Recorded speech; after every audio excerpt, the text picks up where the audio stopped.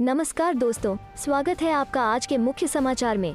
सबसे पहली बड़ी खबर में आपको बताएंगे तो क्या भारत में आएगी कोरोना की तीसरी लहर, क्या फिर से लग जाएगा लॉकडाउन। इसी के साथ दूसरी बड़ी खबर में जिक्र होगा कि टीईटी का पेपर की गोपनीय छपाई का बड़ा घोटाला, अखिलेश यादव।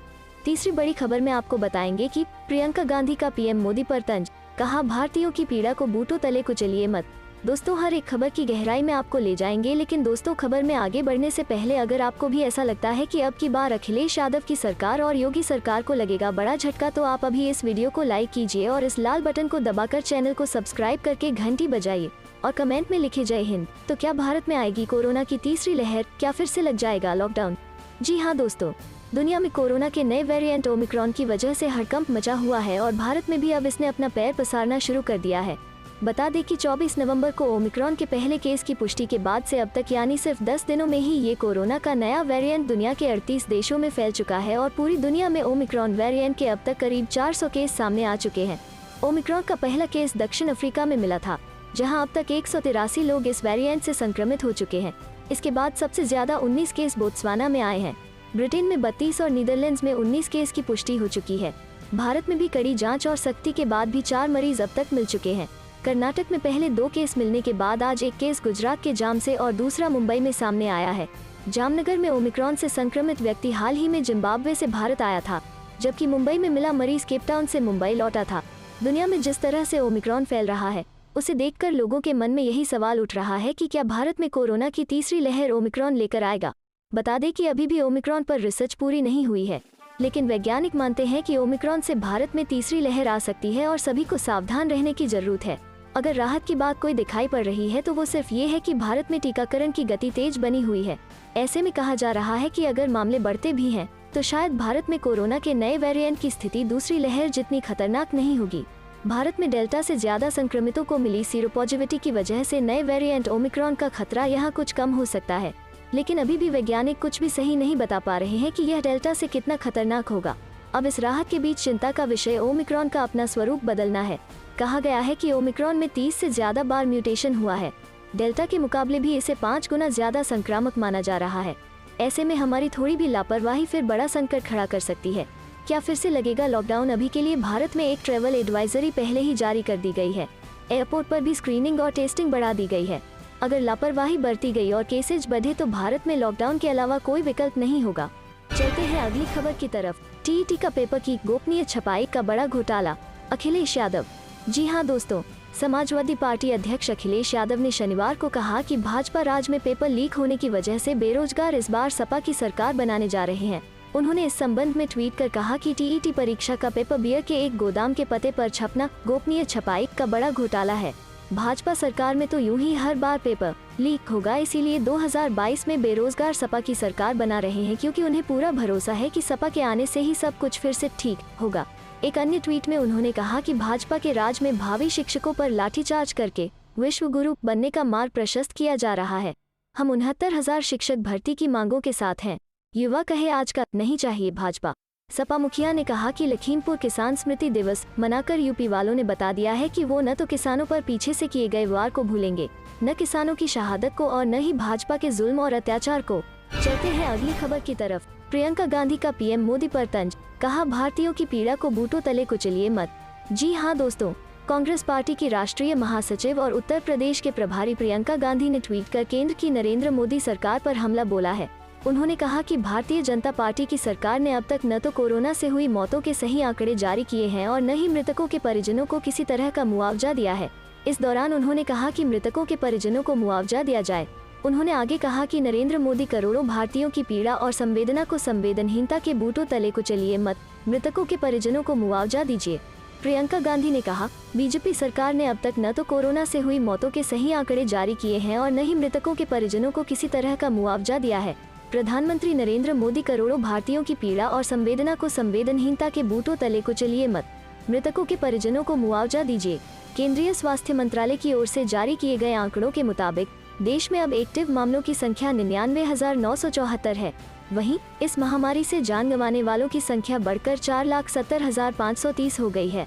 आंकड़ों के मुताबिक अभी तक 3,40,53,856 लोग संक्रमण मुक्त हो चुके हैं। चलते हैं अगली खबर की तरफ। यूपी में अभी हुआ चुनाव तो कौन मारेगा बाजी। सवे में सामने आया जनता का मूड। जी हाँ दोस्तों, उत्तर प्रदेश में विधानसभा चुनाव को लेकर सरगर्मियां हर दिन बढ़ रही हैं। सभी राजनीतिक दल जोर आजमाइश में लगे हैं। इस बीच एक साप्ताहिक सर्वे सामने आया है। सर्वे के मुताबिक प्रदेश में समाजवाद पार्टी को फिर से बढ़त मिलती दिखाई दे रही है। पश्चिमी और पूर्वी उत्तर प्रदेश में कराए गए इस सर्वे में अखिलेश यादव को 39 से 40% सीटें मिलती दिखाई दे रही हैं। इस हिसाब से अगर अभी चुनाव होते हैं तो अखिलेश यादव को दोबारा सरकार बनाने का मौका मिल सकता है। वहीं बीजेपी सपा के बाद दूसरे नंबर की पार्टी बनकर सामने आ सकती है। सर्वे के मुताबिक पश्चिमी उत्तर प्रदेश की 136 सीटों पर सपा को 39% वोट मिल सकता है। वहीं बीजेपी के खाते में 33% वोट जाने की संभावना है। बीएसपी को सिर्फ 16% वोट मिलने के आसार हैं।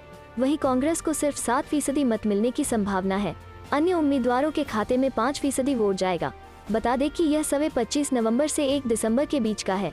पश्चिमी उत्तर प्रदेश में लोगों की राय हफ्ते भर में कुछ नहीं बदली है, लेकिन पूर्वांचल इस मामले में अस्थिर लग रहा है। पूर्वांचल क्षेत्र में 130 सीटें हैं। इनमें से 27 नवंबर के सर्वे की बात करें तो सपा और उसके सहयोगी दलों को 39% सीटें मिल सकती हैं। वहीं हफ्ते भर बाद यही संभावना 40% सीटों की हो जाती है। जाहिर है कि अखिलेश यादव की लोकप्रियता में बढ़त दिखाई दे रही है। बीजेपी को 27 नवंबर के सर्वे में 35% सीटें मिलने के आसार दिख रहे हैं। वहीं शनिवार को यह आंकड़ा बढ़कर 36% हो जाता है। बीएसपी को हफ्ते भर में 2% सीटों का नुकसान दिखाई दे रहा है। 27 नवंबर के सर्वे में उसे 14% वोट मिलने का अनुमान है, जबकि शनिवार को यह घटकर 12% हो गया। कांग्रेस को 7% वोट शेयर हासिल होने का अनुमान है। इस साप्ताहिक सर्वे में 11,085 लोगों ने हिस्सा लिया था। चलते हैं अगली खबर की तरफ। जब बीजेपी वाले वोट मांगने आए तो याद रखना, अपने शिक्षक अभ्यर्थियों पर लाठीचार्ज पर बोले राहुल गांधी। जी हाँ दोस्तों, लखनऊ में विरोध जता रहे लोगों पर पुलिस की ओर से लाठीचार्ज करने का मामला तूल पकड़ता जा रहा है। कांग्रेस सांसद राहुल गांधी ने लाठीचार्ज की घटना पर अपनी प्रतिक्रिया दी है। उन्होंने यूपी सरकार को निशाना बनाते हुए कहा है कि रोजगार मांगने वालों को लाठियों से पीटा जा रहा है। बता दें कि राज्य में 69,000 सहायक शिक्षकों की भर्ती मामले में अभ्यर्थी अनियमितता का आरोप लगातार प्रदर्शन कर रहे हैं। इसी कड़ी में लखनऊ में विरोध जताने के लिए कैंडल मार्च निकालने लोग पहुंचे थे, तभी पुलिस ने लाठीचार्ज कर दिया। उन्होंने ट्विटर पर वीडियो शेयर करते हुए पोस्ट किया है, रोजगार मांगने वालों को यूपी सरकार ने लाठियां दी। जब भाजपा वोट मांगने आए तो याद रखना। बता दें कि विरोध कर रहे लोग सीएम योगी के आवास की ओर कैंडल मार्च निकालने की कोशिश कर रहे थे।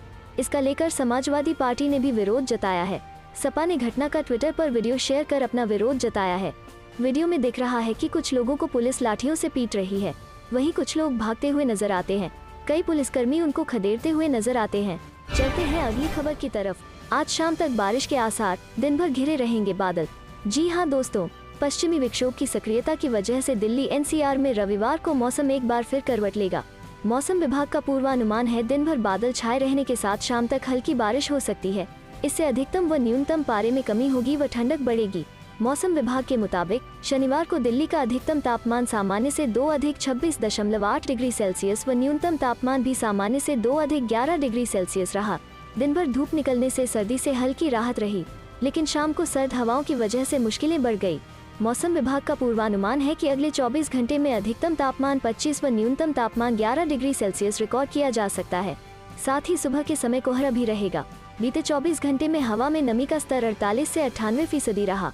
अगले सप्ताह के मध्य से पारा लुढ़कने के साथ सर्दी बढ़ने की संभावना है। चलते हैं अगली खबर की तरफ। वाराणसी देर रात पहुंचेंगे राहुल गांधी, चुनाव तैयारियों पर कर सकते हैं वरिष्ठ नेताओं के साथ बैठक। जी हाँ दोस्तों, प्रधानमंत्री नरेंद्र मोदी के आगमन से पहले रविवार को पूर्व कांग्रेस अध्यक्ष राहुल गांधी वाराणसी पहुंच रहे हैं। रविवार देर रात लगभग 11:30 बजे वो बनारस पहुंचेंगे। यहाँ नदेसर स्थित होटल ताज में वो रात्रि विश्राम करेंगे। फिर सोमवार की सुबह वो पहली फ्लाइट से दिल्ली के लिए रवाना हो जाएंगे। जानकारी के अनुसार वो प्रयागराज स्थित कमला नेहरू अस्पताल के डायरेक्टर की बेटी में शादी में शामिल होने के लिए आ रहे हैं। शादी में शरीक होने के बाद वो सड़क मार्ग से वाराणसी आएंगे। इधर राजनीतिक हलकों में चर्चाओं का बाजार गर्म है। राजनीतिक गलियारों में सियासत कयासबाजी में जुट गए हैं। तरह तरह की चर्चाएं होने लगी हैं। राहुल गांधी कहीं भी जाएं, भले ही उनका दौरा निजी हो, पर राजनीतिक सरगर्मी का बढ़ना लाजमी है। खास तौर पर जब वो प्रधानमंत्री मोदी के संसदीय क्षेत्र काशी आ रहे हैं तो इसके सियासी मायने निकाला जाना तय है। फिर वो आएंगे तो पार्टी नेताओं से मिलेंगे और बातचीत भी होगी ही। ऐसे में सियासत का गर्म होना तय है। कांग्रेस के वरिष्ठ नेता पूर्व विधायक अजय राय ने कहा कि राहुल गांधी का आगमन पूरी तरह से निजी है। वो केवल रात्रि विश्राम के लिए वाराणसी आ रहे हैं। सोमवार सुबह वो दिल्ली के लिए रवाना हो जाएंगे। हालांकि इस बीच वाराणसी कांग्रेस के कुछ वरिष्ठ नेता राहुल गांधी का स्वागत करेंगे। बहुत हद तक संभव है कि वाराणसी के साथ साथ पूर्वांचल की सियासत पर कुछ चर्चा संभव है। वाराणसी में राहुल गांधी के आगमन की तैयारियों के लिए पूर्व से ही कांग्रेस के नेताओं और पदाधिकारियों की बैठक चल रही थी। इस बाबत राहुल के आगमन को देखते हुए पार्टी के स्तर पर भी नेताओं ने उनके स्वागत की तैयारी की है, जबकि आगामी विधानसभा चुनाव की तैयारियों को देखते हुए पार्टी के स्तर पर राहुल का पूर्वांचल दौरा सियासी भी माना जा रहा है। कांग्रेस ने मोदी की रैली को असफल बताया। जी हां दोस्तों, कांग्रेस प्रदेश महासचिव राजपाल खरोला ने शनिवार को देहरादून में हुई पीएम मोदी की रैली को असफल करार दिया। कहा कि ऋषिकेश से बहुत कम लोग रैली में गए। शनिवार को कांग्रेस प्रदेश महासचिव राजपाल खरोला ने कहा कि भाजपा की जनविरोधी नीतियों के चलते लोगों का मोह सरकार से भंग हो गया है, इसलिए जनता भाजपा से कट चुकी है। कहा कि ऋषिकेश विधायक ने क्षेत्र से 10,000 लोग रैली में ले जाने का दावा किया था, लेकिन विधायक 500 लोगों को भी नहीं जुटा पाए। चलते हैं अगली खबर की तरफ। पीएम मोदी के दौरे का कांग्रेस समेत कई संगठनों ने किया विरोध, काले झंडे दिखाने की कोशिश, गिरफ्तार। जी हां दोस्तों, प्रधानमंत्री नरेंद्र मोदी के उत्तराखंड दौरे का अलग अलग संगठनों ने विरोध किया। पीएम को काले झंडे दिखाने आए कांग्रेस कार्यकर्ताओं को पुलिस ने दून के एशले हाल चौक से गिरफ्तार कर लिया। वहीं एनएसयूआई के कार्यकर्ताओं की कर्णपुर में पुलिस से धक्का मुक्की भी हुई, जिसके बाद पुलिस ने उन्हें गिरफ्तार किया गया। वहीं भगवानपुर पुलिस ने मंडावर चेक पोस्ट से भीम आर्मी प्रदेश अध्यक्ष मुनीलाल शिंदे, पवन कुमार, अमित कपिल को हिरासत लिया। वे पीएम मोदी को काले झंडे दिखाने के लिए दून आ रहे थे।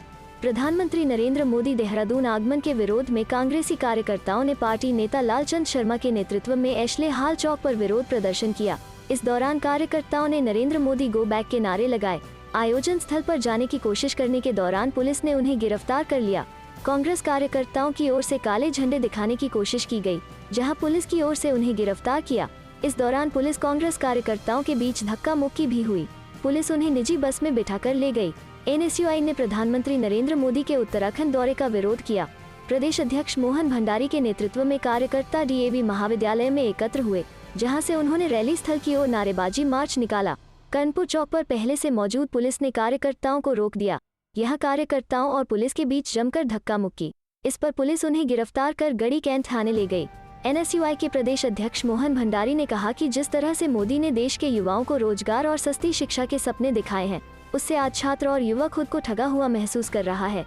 इसके अलावा एनएसयूआई नई शिक्षा नीति, शिक्षा और सरकारी उपक्रमों के निजीकरण, विभिन्न परीक्षाओं में हो रहे घोटाले और लेट ज्वाइनिंग, प्रतियोगी परीक्षाओं में उम्र सीमा में छूट न देने, बढ़ती बेरोजगारी, फेलोशिप फॉर स्कॉलरशिप में हो रही कटौती का भी विरोध कर रही है। चलते हैं अगली खबर की तरफ। लड़की हूँ लड़ सकती हूँ, प्रियंका गांधी के नारे को कांग्रेस ने चंडीगढ़ निगम चुनाव में अपनाया। 40% महिलाओं को दी टिकट।